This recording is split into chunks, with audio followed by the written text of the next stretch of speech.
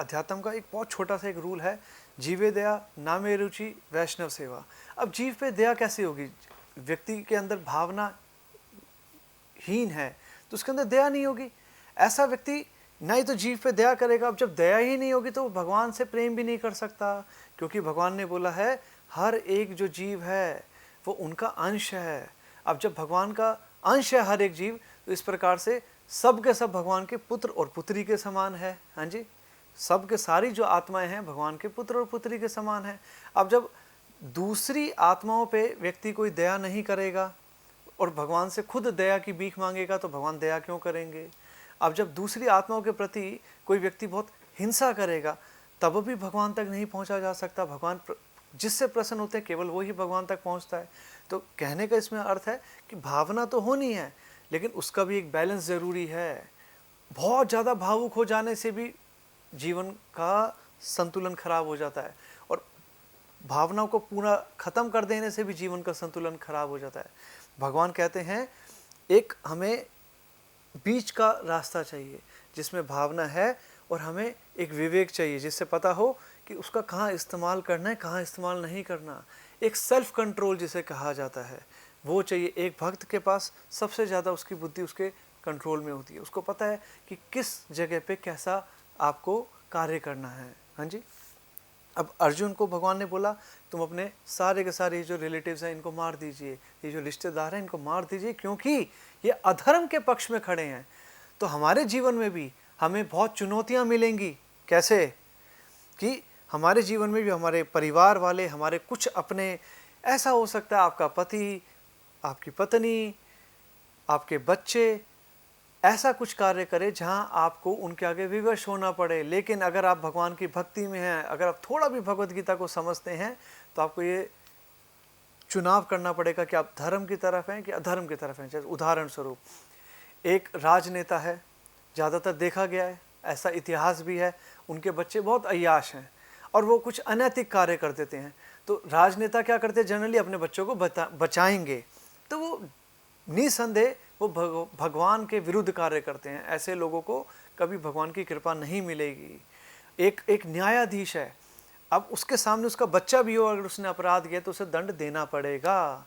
तो इसे बोलते हैं धर्मो रक्षति रक्षिता। अर्जुन से भी भगवान यही अपेक्षा कर रहे हैं। क्या अपेक्षा कर रहे हैं? कि आप पहले राजा हो, पहले आप क्षत्रिय हो, भाई आप बाद में हो, वो घर के अंदर हो। और अगर आपके राज्य में कोई व्यक्ति गलत कार्य कर रहा है, चाहे वो आपका खुद का भाई है, चाहे आपके गुरु है, तो आपको उसको दंड देना चाहिए। आपको धर्म के लिए कार्य करना चाहिए। अब अर्जुन ने सारे तर्क दिए। अब जब तर्क दे दे के वो थक गया, उसको समझ आ गया कि भगवान उसकी बात से नहीं सहमत हैं, तो अर्जुन क्या बोल रहे हैं? कार्पण्य दोषो प्रत स्वभाव पश्यामि त्वाम धर्म सम्मूढ़ चेता यश्या निशितम ब्रूहि तन्मे शिष्यहस्ते हम शादी माम त्वाम प्रपन्नम। अब मैं अपनी कृपण दुर्बलता के कारण अपना कर्तव्य भूल गया हूँ और सारा धैर्य खो चुका हूँ।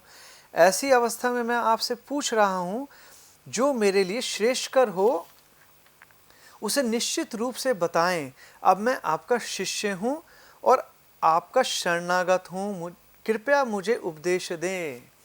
तो अब आप अगर कुछ जीवन में बढ़ना चाहते हैं, कुछ ऐसे एक जीवन के संघर्ष के दौर में हैं जब आपको वास्तविक कोई निर्णयात्मक कार्य करना है, तब आपको भगवान की शरण में जाना चाहिए। क्योंकि अर्जुन तो भगवान के परम भक्त हैं। जो भगवत गीता की शुरुआत में जब आप पढ़ेंगे, जो इसका शुरुआत है उसमें बता रखा है कि भगवत गीता 5 विषय के ऊपर बताती है: ईश्वर, जीव, प्रकृति, काल और कर्म। अब भगवत गीता के अंदर यही है और यही हमारा जीवन है। ईश्वर, जो भगवान ने इस सृष्टि का निर्माण किया है, किस कारण से किया है। हाँ जी। जीव ने यहाँ पर जन्म लिया है, किस कारण से लिया है, क्या करना चाहिए, क्या नहीं करना चाहिए, क्या सही है, क्या गलत है, उसके लिए क्या अच्छा है, क्या बुरा है। हाँ जी। प्रकृति क्रियमणानि गुण कर्माणि सर्वशः अहंकार विमूढ़ आत्मा कर्ता मिति मन्यते। कि प्रकृति के तीनों गुणों के कार्य द्वारा ही सारे प्रकृति पृथ्वी चल रही है। लेकिन जो अहंकारी होता है, जो एक विमूढ़ आत्मा है, जिसकी बुद्धि एक नशे में है, जो एक तरीके से मद में है, उसको लगता है कि ये सारे कार्य तो मैं ही कर रहा हूँ, जबकि भगवान ने प्रकृति के द्वारा होता है। और उसके बाद आपका आ गया काल और कर्म, कि समय क्या है, परमानेंट है कि ये क्षणिक है, कितना है, कितना जिया है, आगे क्या होगा, कैसे कार्य करेंगे, किस किस परिस्थिति में आपको जाना पड़ेगा, ये काल के अंदर आता है। और कर्म, कर्म सबसे इंपॉर्टेंट पार्ट है कि कर्म के भी 3 भाग होते हैं, अकर्म, विकर्म, सकर्म, इसे हम आगे समझेंगे। तो और उसमें बता रखा है कि 5 प्रकार के जो विषय हैं, इसके ऊपर भगवत गीता को हम समझेंगे, इसी के ऊपर है सारी भगवत गीता। फिर दूसरा इसमें बता रखा है जो अर्जुन है, भगवत गीता किसको समझ आएगी, जो अर्जुन जैसा एक व्यक्ति होगा। अर्जुन का व्यक्तित्व कैसा है कि भगवान का वो परम मित्र है, भगवान को सबसे ज़्यादा प्रेम करता है पांडवों के अंदर भी, बाकी चारों से ज़्यादा सबसे ज़्यादा अर्जुन ही भगवान से प्रेम करता है, भगवान के प्रति सबसे ज़्यादा शरणागत है। तो जो व्यक्ति भगवान के प्रति प्रेम रखता है, जो शरणागत है, केवल उसी को ही भगवत गीता समझ आएगी। देखिए दुर्योधन भी था जिसके पास स्वयं भगवान एक उपाय लेके गए कि युद्ध टालने का एक उपाय लेके गए कि दुर्योधन एक काम करते हैं, मेरे कहने से 5 गांव दे दो, ये 5 गांव दे दो कि सारा राज्य रख लो, सब कुछ रख लो, इसमें भी ये युद्ध टल जाएगा। दुर्योधन ने क्या बोला कि मैं सुई के नोक बराबर भी कुछ नहीं देने वाला। हाँ जी। तो जो एक व्यक्ति ऐसा व्यक्तित्व है जो कि भगवान के विरुद्ध कार्य करता है, भगवान की प्रति उसके श्रद्धा ही नहीं है, वो भगवान के विपरीत चलना चाहता है, तो वो तो विनाश के रास्ते पे है और उसके लिए भगवत गीता नहीं है। अब एक व्यक्ति बोलेगा हम क्यों श्रद्धा करें भगवान के ऊपर, हमें कैसे पता कि कृष्ण ही भगवान है। उसके लिए तो आप पुण्य कीजिए थोड़े से, उसके लिए अच्छे कार्य कीजिए, उससे सुकृति मिलती है। जब सुकृति मिलेगी, सुकृति एक ऐसा एक ईंधन है कि इमरजेंसी में जो इस्तेमाल होगा, जैसे आपकी गाड़ी को चलाने के लिए एक जगह से दूसरी जगह पहुंचने के लिए ईंधन चाहिए गाड़ी को चलाने के लिए, तो सुकृति भी एक ईंधन की तरह है कि आपको अपने आध्यात्मिक जीवन की उन्नति के लिए सुकृति आपको ऊपर बढ़ाती है। सुकृति कैसे आती है, जब आप अच्छे कार्य करते हैं, बहुत बहुत बहुत आध्यात्मिक कार्य करेंगे, तो व्यक्ति फिर ऐसे एक अवस्था में आता है जब उसकी श्रद्धा भगवान में आती है। जब श्रद्धा आएगी तो वो फिर और ज़्यादा भक्ति में उन्नति करेगा। तो अर्जुन तो बहुत महान भक्त हैं भगवान के। तो आज भगवत गीता अगर किसी को समझनी है तो उसको कम से कम भी भगवान के प्रति श्रद्धा और प्रेम होना ज़रूरी है। जिसके हृदय में भगवान के प्रति प्रेम नहीं है, श्रद्धा नहीं है, जो भगवान को कोसता है, देखो कृष्ण ने कितनी बीवियां रखी, देखिए कृष्ण तो माखन चोर थे, देखिए कृष्ण बुरे थे, देखिए कृष्ण ऐसे थे, ऐसा व्यक्ति कभी भी भगवान को नहीं समझ पाएगा। भगवान बोलते जन्म कर्म च में दिव्यम, कि मेरा तो जन्म और कर्म सब दिव्य है। यो वेति तत्वतः त्यागता देहम पुनर्जन्म नैति मामेति सो अर्जुना, कि अर्जुन जो मेरे दिव्य जो जन्म है और कर्म है इसको समझ लेगा, वो शरीर छोड़ने के बाद दोबारा जन्म नहीं लेगा इस भौतिक संसार में। भक्त्या माम अभिजानती, केवल मेरा भक्ति मुझे जानता है। तो भगवान ने तो बोल दिया केवल भक्ति उनको समझ सकता है। तो आपको अगर भगवत गीता समझनी है, किसी भी व्यक्ति को, किसी भी साधक को, तो उसके लिए सबसे इम्पॉर्टेंट एक रिक्वायरमेंट है, सबसे महत्वपूर्ण, क्या, कि उसको श्रद्धा और भगवान के प्रति प्रेम होना चाहिए। और अगर आपके पास श्रद्धा और प्रेम नहीं है तो आपसे अनुरोध करूँगा, जिन लोगों के पास श्रद्धा और प्रेम है आप उनसे संपर्क कीजिए। स्पेशली जो आपके वृंदावन में, देखिए आप हरिद्वार जाइए, बद्रीनाथ जाइए, आप उनको आपको मिलेंगे जो भगवान के प्रति आसक्त हैं, जो उस रास्ते पे चल रहे हैं, जो प्रयास कर रहे हैं। तो जब आप श्रद्धा आएगी, जब आपके पास थोड़ा प्रेम आएगा, तो वहाँ से आध्यात्मिक जीवन की एक शुरुआत होती है। अब अर्जुन ने क्या किया, पूर्ण रूप से भगवान को सरेंडर कर दिया। कार्पण्य दोष प्रस्ताव की, हे प्रभु मेरी बुद्धि मोह माया में फंस गई है, मैं ऐसी अवस्था में हूँ कि मैं सही गलत की पहचान नहीं कर पा रहा, प्लीज़ मुझे अपना शिष्य मान के मुझे उपदेश करें मेरे ही भले के लिए। देखिए जो एक बहुत अच्छा विद्यार्थी होता है ना, वो हमेशा टीचर्स के आगे पीछे घूमता रहेगा, क्योंकि उसको पता है कि ये टीचर्स के जब वो आगे पीछे घूमेगा वहीं से उसका उद्धार होगा, वहीं से उसका भला होगा। क्योंकि गुरु अपने शिष्य को निखारता है, जैसे एक जौहरी जौहरात को तराशता है, ऐसे गुरु ही अपने शिष्य की वास्तविक जो उसकी कला है उसको निखारता है।